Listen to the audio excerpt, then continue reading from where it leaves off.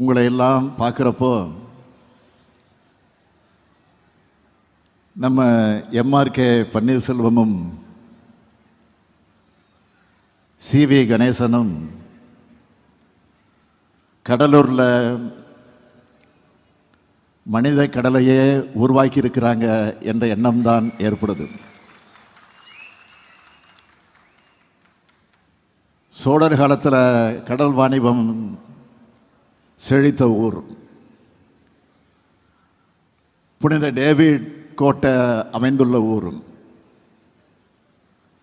கருணையே வடிவமான வள்ளலார் வலம் வந்த மாவட்டம். தமிழ்நாட்டின் புது வரலாற்று தொடக்கமாக அமைஞ்ச நீதி கட்சியின் சுப்பராய ரெட்டியார் பிறந்த மாவட்டம் இந்த கடலூர் மாவட்டம். இப்படிப்பட்ட பெருமை வாய்ந்த இந்த மாவட்டத்தில் இந்த அரசு விழாவை ஏற்பாடு செஞ்சிருக்கக்கூடிய இந்த மண்ணின் மைந்தர்களான மாண்புமிகு வேளாண் துறை அமைச்சர் ஆரையூர் சகோதரர் எம்ஆர்கே பன்னீர்செல்வம் அவர்களையும், மாண்புமிகு தொழிலாளர் நலத்துறை அமைச்சர் அருமை சகோதரர் சிவி கணேசன் அவர்களையும் பாராட்டுகிறேன், வாழ்த்துகிறேன். தமிழ்நாட்டோட வரலாற்றில் முதலாக வேளாண் நிதிநிலை அறிக்கை தாக்கல் செஞ்ச பெருமைக்கு சொந்தக்காரர் நம்ம எம்ஆர்கே பன்னீர்செல்வம் அவர்கள். தலைவர் கலைஞரால் வேங்கேன்னு அழைக்கப்பட்ட எம்ஆர் கிருஷ்ணமூர்த்தியினுடைய மகன், வேங்கையின் மைந்தன். அவருடைய பேரைத்தான் சேத்தியாத்தோப்பில் இருக்கிற கூட்டுறவு சக்கர ஆலைக்கு தலைவர் கலைஞர் சூட்டினார். நம்முடைய திட்டங்களால் மண்ணும் செழித்தது, மக்களும் மகிழ்ந்தார்கள் என்ற வரலாற்றை உருவாக்கி இருப்பவர்கள்தான் நம்முடைய எம்ஆர்கே பன்னீர்செல்வம் அவர்கள். அதேபோல் நம்முடைய சிவி கணேசன் அவர்கள். தொழிலாளருடைய தோழனா, பாட்டாளிகளுடைய பாதுகாவலனா, ஒடுக்கப்பட்டவருடைய ஒளிவிளக்கா, நம்ம அரசு செயல்பட துணையா இருக்கக்கூடியவர். தொழிலாளர்களுடைய பிரச்சனைகளை தீர்க்கிறது மட்டும் இல்லை, இளைஞர்களை திறன்மிக்கவர்களாக வளர்த்தெடுத்து அவங்கள வேலை வாய்ப்புகளை உருவாக்கி தந்துட்டு இருக்கார் நம்முடைய கணேசன் அவர்கள். மாவட்டந்தோறும் அவருடைய முயற்சியால் நடத்தப்படக்கூடிய தனியார் வேலைவாய்ப்பு முகாம்கள் பல லட்சம் இளைஞர்களுக்கு வேலைவாய்ப்பை உருவாக்கி இருக்கு. அமைச்சர்கள் பன்னீர்செல்வமும் கணேசன் ஆகியோரது வழிகாட்டுதலின்படி நம்முடைய மாவட்டத்தினுடைய ஆட்சித்தலைவர், அதேபோல் அவருக்கு துணை நிற்கக்கூடிய அனைத்து துறையினுடைய அதிகாரிகள், அலுவலர்கள்,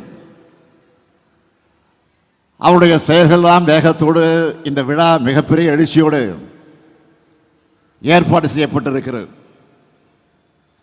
ஆகவே இதற்கு காரணமான அத்தனை பேரையும் நான் பாராட்டுகிறேன். அவர்களுக்கெல்லாம் என்னுடைய வாழ்த்துக்களை மீண்டும் ஒரு முறை தெரிவித்துக் கொள்ள விரும்புகிறேன். திராவிட முன்னேற்ற கழக அரசு அமைகிற போதெல்லாம் இந்த கடலூர் மாவட்டத்திற்கு ஏராளமான திட்டங்கள் உருவாக்கி தரப்பட்டிருக்கு. கடலூர் மாவட்டத்துக்கு கலைஞருடைய ஆட்சி காலத்தில் ஏராளமான சாதனைகளை செஞ்சு கொடுத்திருக்கிறோம். அதில் முக்கியமான சிலதை நான் சொல்லணும்னா, கடலூர் மாவட்டம் நாகை மாவட்டமும் இணைகிற கொள்ளிடத்தில் 52 கோடி ரூபாய் மதிப்பில் பாலம் கட்டின அரசு தான் திராவிட முன்னேற்ற கழகத்துடைய அரசு.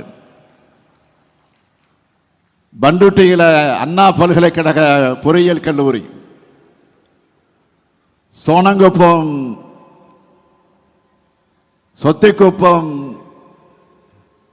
தாழங்குடா போன்ற பகுதிகளுக்கு ஆற்றின் மீது மேம்பாலம், உறையூர்ல துணை மின் நிலையம், நெல்லைக்குப்பத்தில் புதிய பேருந்து நிலையம், பண்டுட்டியில ஒருங்கிணைந்த நீதிமன்ற வளாகம், கடலூர்ல மாவட்ட காவல்துறை அலுவலகம், நீதிமன்ற கட்டடம், வட்டாட்சியர் அலுவலக கட்டடம், காட்டுமன்னார் கோயில்ல வட்டாட்சியர் அலுவலகம், குறிஞ்சிப்பாடி புதிய தாலுகா உருவாட்சி, குறிஞ்சிப்பாடியில புதிய மருத்துவமனை, திருப்பாதிரி புலியூர் சுரங்கப்பாதை, ரயில்வே மேம்பாலம், இப்படி சொல்லிக்கொண்டே போகலாம். அந்த வரிசையில்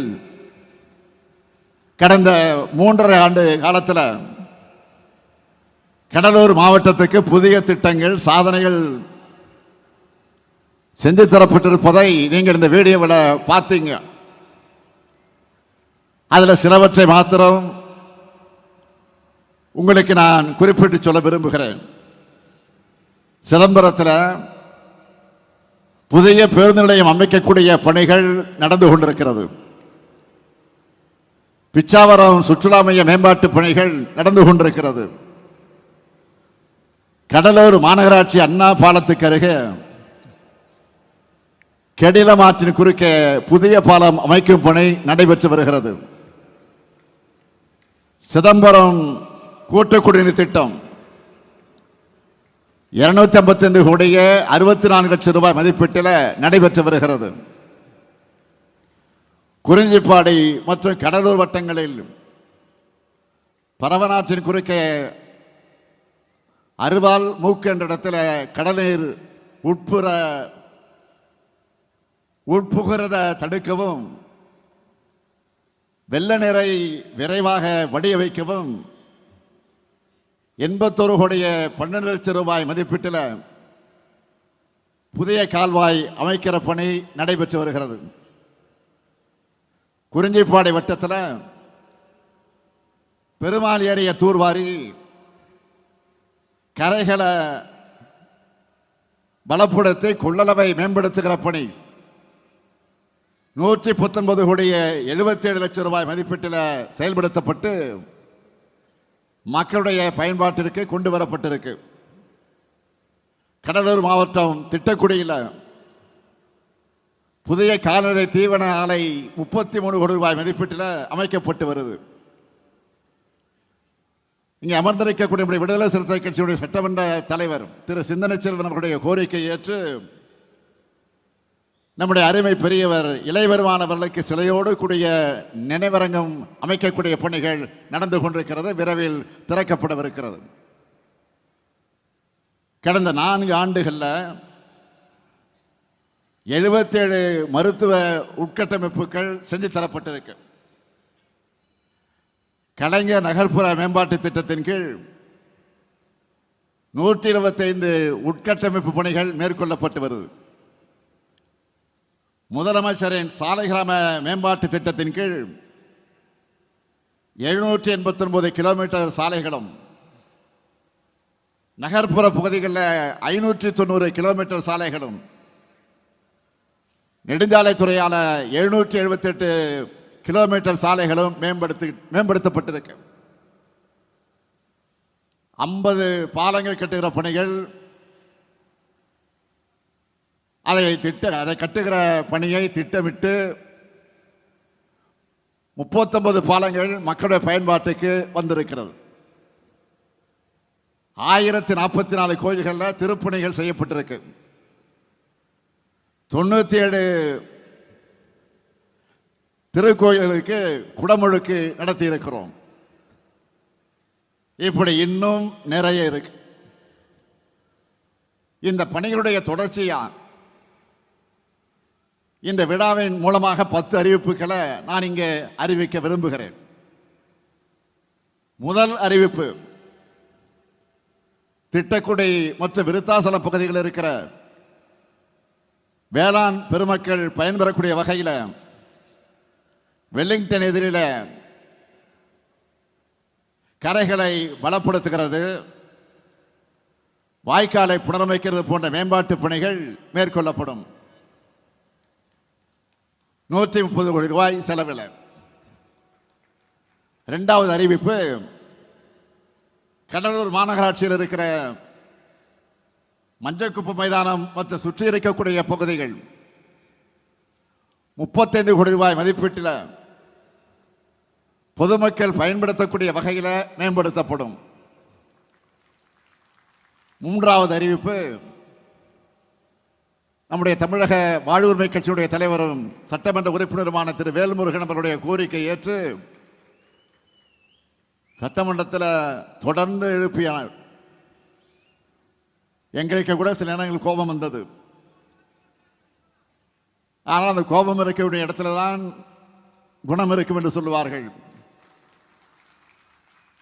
எனவே அந்த உணர்வோடு நான் இங்கே மகிழ்ச்சியோடு அறிவிக்கிறேன், பண்ருட்டி தொகுதியில் நம்முடைய சட்டமன்ற உறுப்பினர் வேல்முருகனுடைய கோரிக்கை ஏற்று 15 கோடி ரூபாய் செலவில் அரசு மற்றும் கலை அறிவியல் கல்லூரி அமைக்கப்படும்.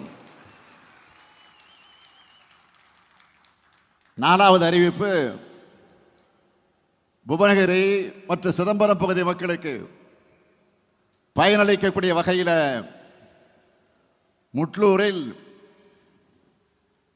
முட்லூரிலிருந்து சேத்தியாத்தோப்பு வரை இருக்கிற 2 வழிச்சாலை 4 வழிச்சாலையாக 50 கோடி ரூபாய் மதிப்பீட்டில் மேம்படுத்தப்படும். அஞ்சாவது அறிவிப்பு, நெய்வேலி பகுதியில் கெடிலம் ஆற்றங்கரையில் செம்மேடு, சிறுவாத்தூர், இளந்தம்பட்டு கிராமங்களில் 36 கோடி ரூபாய் செலவில் வெள்ளத்தடுப்பு மற்றும் சீரமைப்பு பணிகள் மேற்கொள்ளப்படும். ஆறாவது அறிவிப்பு, திருவந்திபுரம் கோயிலுக்கு செல்லும் பக்தர்கள் பயன்பெறக்கூடிய வகையில் எம்புதூர் முதல் திருவந்திபுரம் வரை இருக்கக்கூடிய சாலை 7 கோடி ரூபாய் மதிப்பீட்டில் மேம்படுத்தப்படும். ஏழாவது அறிவிப்பு, குறிஞ்சிப்பாடியில் புதிய வட்டாட்சியர் அலுவலக கட்டடம் 6 கோடி 50 லட்சம் ரூபாய் செலவில் அமைக்கப்படும். எட்டாவது அறிவிப்பு, காட்டுமன்னார் கோயில், சிதம்பரம் மற்றும் புவனகிரி பகுதிகளுக்கு பாசன ஆதாரமாக விளங்குகிற வீராணம் ஏரி மேம்படுத்தப்படும். இது விவசாயிகளுடைய நீண்ட நாள் கோரிக்கை. அதை ஏற்று 63 கோடி 50 லட்சம் ரூபாய் மதிப்பீட்டில் அந்த பணிகள் மேற்கொள்ளப்படும். சிந்தனை செல்வன் கரவொலி எழுப்புகிறார். 9வது அறிவிப்பு, கடலூர் வட்டத்தில் பருவமழை காலங்களில் ஏற்படக்கூடிய வெள்ள பாதிப்புகளை குறைக்க தென்பண்ணை ஆற்றில் 57 கோடி ரூபாய் மதிப்பீட்டில் வெள்ளத்தடுப்பு பணிகள் மேற்கொள்ளப்படும். 10வது அறிவிப்பு, இன்னைக்கு உலக தாய்மொழிகள் நாள். நம்முடைய தாய்மொழியான தமிழை காக்க தன்னுரைந்த மாணவர் ராசேந்திரன் நினைவிடம் புதுப்பிக்கப்படும். திட்டங்கள் மட்டுமல்ல, ஒவ்வொரு தனி மனிதருக்கும் தேவையான நன்மைகளை செய்கிற அரசா நம்முடைய அரசு இருக்கு. திட்டங்கள்ல ஏதோ மேடைகளை அறிவிச்சோம், கோப்புகள் இருக்குன்னு சொல்லாம மக்களுடைய இதயங்களை கொண்டு போய் சேர்க்கிற வரைக்கும் அந்த நன்மைகளை கொண்டு போய் சேர்க்கிற அரசாக திமுக அரசு விளங்கி கொண்டிருக்கிறது. என்னுடைய ஒரே இலக்கு மக்கள் தான். மக்களுக்கான நன்மைதான், மக்களுடைய மகிழ்ச்சி தான். மகாபாரதத்தில் வர்ற ஒரு கதையை தலைவர் கலைஞர் அவர்கள் அடிக்கடி சொல்வார். மர கிளையில் அமர்ந்திருக்கக்கூடிய கிளியினுடைய கழுத்துக்கு குறி வச்சு அம்பால் அடிக்கணும்னு சீடர்களுக்கு கட்டளையிட்டார் குருநாதர். ஒவ்வொரு சீடரும் வில்லை பிடிச்சு குறி பார்த்தாங்க. யார் யாருக்கு என்ன தெரியுதுன்னு குரு கேட்டார். ஒருவர் சொன்னார் மரம் தெரியுதுன்னார், இன்னொருவர் கிளை தெரியுதுன்னார், மற்றொருவர் குருவி தெரியுதுன்னார். ஒரே ஒருவர் தான், குருவே எனக்கு குருவியினுடைய கண் தெரியுதுன்னு சொன்னாராம். ஆக லட்சியவாதிக்கு அவருடைய கொள்கைகள் மட்டும்தான் தெரியணும்னு எடுத்துக்காட்டா நம்முடைய தலைவர் கலைஞர் அவர்கள் இந்த கதையை சொல்வார். அதே போல நாம செய்ய வேண்டிய நன்மை மட்டும்தான் என்னுடைய கண்ணுக்கு தெரியும். அவதூறுகள், வீண் புகார்கள், வெட்டி பேச்சுக்கள்ல நான் கவனத்தை செலுத்துறது இல்லை. அதனாலதான் இந்த 3 ஆண்டு காலத்தில் ஏராளமான திட்டங்களை தீட்ட முடிஞ்சது. நான் போகிற இடமெல்லாம் மக்கள் முகங்களை பார்க்கிறேன். ஆக முகத்தில் தெரியக்கூடிய மகிழ்ச்சியை பார்க்கிறேன். அதுதான் விடியலுடைய அடையாளம். ஒரு 3 கிலோமீட்டர் தூரம் நடந்து வந்தேன். அங்கிருந்து ஒரு 10 நிமிடத்தில் அல்ல 5 நிமிடத்தில் வந்து சேர்ந்து விட முடியும். ஆனால் ஏறக்குறைய 1.5 மணி நேரம் 2 மணி நேரம் நான் நடந்தே வந்தேன். காரணம் என்ன? இது இங்கு மட்டுமல்ல, எந்த மாவட்டத்திற்கு போனாலும் இதே நிலைதான். என்ன காரணம் என்று கேட்டால், தேர்தல் நேரத்தில் அறிவித்த உறுதிமொழிகள் மட்டுமல்ல, அறிவிக்காத திட்டங்களை, அறிவிக்காத வாக்குறுதிகளை, சொன்னது மட்டுமல்ல சொல்லாததையும் செய்து கொண்டிருக்கக்கூடிய ஆட்சியாக இந்த திராவிட மாடல் ஆட்சி நடந்து கொண்டிருக்கிறது என்று வாழ்த்து முழக்கமிடக்கூடிய அந்த காட்சியை நாம் பார்க்கிறோம். இந்த சமூகத்தை தாங்கி நிற்கிற தூணா விளங்கக்கூடிய மகளுடைய வாழ்வுக்கு துணையா மாதம் 1000 ரூபாயை 1,14,00,000 சகோதரிகளுக்கு உரிமை தொகையாக கொடுக்கிறோம். எங்க அண்ணன் ஸ்டாலின் தர சீருன்னு என் சகோதரிங்க சொல்றதுதான் எனக்கான பெருமை. பெண்கள் கல்வி வேலை வாய்ப்பு பெற்று வாழ்க்கையில முன்னேற ஏராளமான திட்டங்களை செயல்படுத்தி கொண்டிருக்கிறோம். மகளிருடைய முன்னேற்றத்திற்கு சின்ன தடை கூட ஏற்படக்கூடாதுன்னு நான் நினைக்கிறேன். அதனாலதான் ஆட்சி பொறுப்புக்கு வந்தவுடனே விடியல் பயண திட்டத்தை செயல்படுத்தினேன். இது மாதிரியான திட்டங்கள் தேவையுள்ள அத்தனை பேருக்கும் பாகுபாடு இல்லாம கிடைக்கணும்னு நினைக்கிறேன். அதனாலதான் மகளிருக்கு ஆரம்பிக்கப்பட்ட இந்த திட்டத்தில் அடுத்ததா திருநர்கள், மாற்றுத்திறனாளிகள், அவர்களோட துணையர்னு எல்லோருக்கும் விடியல் பயணத்தோட பயனை வழங்கணும். அதே மாதிரி தான் வறுமையின் அடையாளம் அல்ல, பெருமையின் அடையாளமாக விளங்குகிற நம்முடைய அரசு பள்ளி மாணவ மாணவியர் கல்வியில உயர்ந்து நிற்கணும். அவங்களுக்கு எல்லா வாய்ப்புகளும் கிடைக்கணும்னு பார்த்து பார்த்து திட்டங்களை செயல்படுத்துகிறோம். காலையில் பள்ளிக்கு வர குழந்தைகள் வயிற்று பசியோடு இருக்கக்கூடாதுன்னு காலை உணவு திட்டம் கொண்டு வந்தோம். அரசு பள்ளிகளில் படித்து உயர்கல்விக்கு போகிற மாணவிகளுக்கும் மாணவர்களுக்கும் புதுமை பெண் மற்றும் தமிழ் புதல்வன் ஆகிய திட்டங்களில் மாதம் 1000 ரூபாய்னு ஆண்டுக்கு 12,000 ரூபாய் வழங்குகிறோம். நம்முடைய மாணவர்கள் வகுப்பறை கல்வியை தாண்டி தங்களுடைய திறமைகளை வளர்த்து கொண்டு பெரிய பெரிய வேலைகளுக்கு போகணும்னு, தங்களுடைய குடும்பங்கள் நல்லபடியாக பார்த்துக்கணும்னு நான் முதல்வன் திட்டத்தை செயல்படுத்தி கொண்டிருக்கிறோம். கல்வியை போலவே மருத்துவமும் தடையில்லாமல் கிடைக்க மக்களை தேடி மருத்துவம்னு ஒவ்வொருத்தருடைய வீடுகளுக்கே போய் அவங்களை கவனிச்சுக்கிறோம். தொற்றா நோய்கள் அது பற்றிய விழிப்புணர்வு இல்லாமல் இருந்த மக்கள் பலரை அந்த நோய்கள் இருந்து காப்பாற்றி இருக்கிறோம். அடுத்து பெரும்பாலான மக்கள் பாதிக்கப்படக்கூடிய சுகர், நீரிழிவு நோயால தான் பல தங்களுடைய கால்களை இழக்க நேரிடுகிறது. இதை தடுப்பதற்காக பாதம் பாதுகாப்பு என்ற திட்டத்தை சிறப்பாக இப்பொழுது செயல்படுத்தி கொண்டிருக்கிறோம். அதே போல மாரடைப்பு பல உயிர்களுக்கு உயிரிழப்புகளுக்கு காரணமாக இருக்கிறது. இதை தடுக்க இதயம் காப்போம் திட்டத்தை செயல்படுத்தி கொண்டிருக்கிறோம். விபத்து ஏற்பட்டா முதல் 48 மணி நேர சிகிச்சைக்கான செலவை அரசு ஏற்றுக்கக்கூடிய வகையில் இன்னுயிர் காப்போம் நம்மை காக்கும் 48 திட்டத்தின் மூலமா பல ஆயிரம் உயிர்களை காப்பாற்றி கொண்டிருக்கிறோம். அது மட்டுமல்ல, குழந்தைகளுக்கு ஊட்டச்சத்தை உறுதி செய்கிறதுல இருந்து மாணவர்கள், இளைஞர்கள், பெண்கள், முதியோர்னு எல்லோருக்குமான ஆட்சியை நாம் நடத்தி கொண்டிருக்கிறோம். அதனால தான் நான் நெஞ்சு நிமிர்த்தி சொல்றேன், இந்தியாவுக்கே முன்மாதிரியான அரசு நம்முடைய திராவிட மாடல் அரசு. நான் இன்னும் கூட சொல்றேன், சவாலாகவே சொல்றேன், இந்தியாவில் வேறு எந்த மாநிலத்திலாவது இப்படி ஒவ்வொருத்தருக்கும் பார்த்து பார்த்து செய்கிற அரசு இருக்கா? ஒரு மாநிலம் வளருதுன்னா அந்த மாநிலத்தை உள்ளடக்கிய ஒன்றிய அரசு மகிழ்ச்சி தான் அடையணும். அதுதான் உண்மையான கூட்டாட்சி தத்துவம். மாநிலங்கள் வளர்ந்தா அது மூலமா நாடு வளரும். மாநிலத்தினுடைய வளர்ச்சியால நாடுதான் பயன்பெறும், நாடுதான் பலம் பெறும்.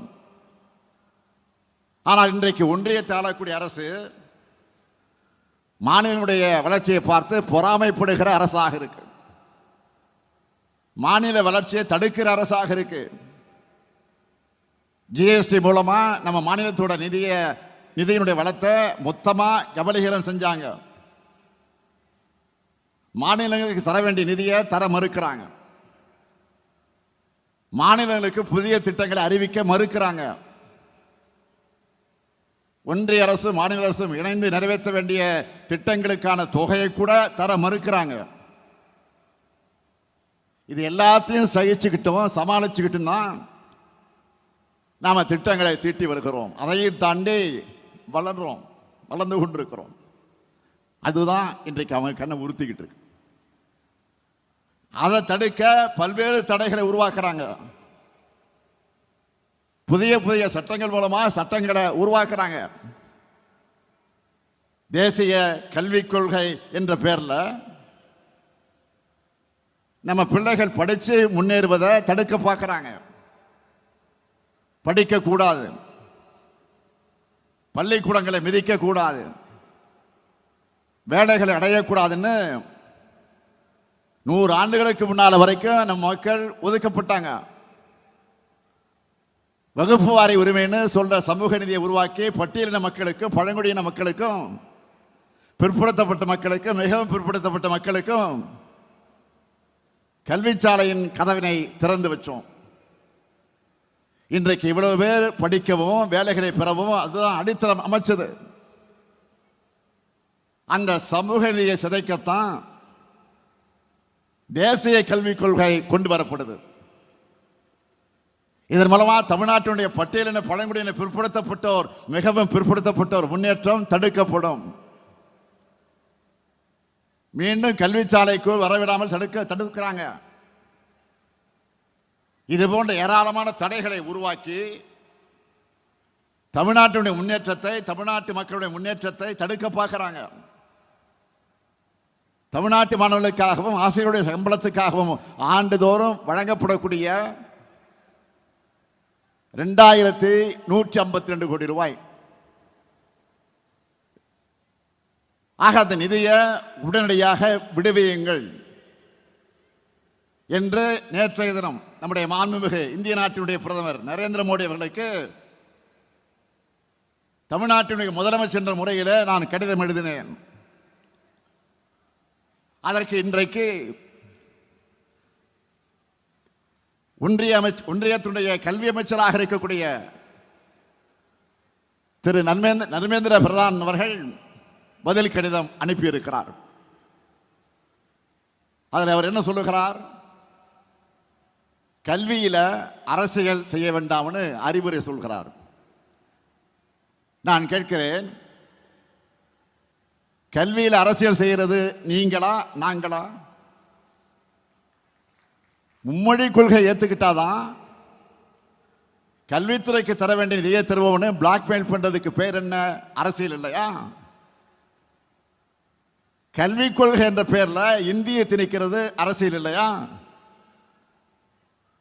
பல மொழிகள் கொண்ட இந்திய நாட்டை ஒரு மொழி நாடா மாத்துறது அரசியல் இல்லையா?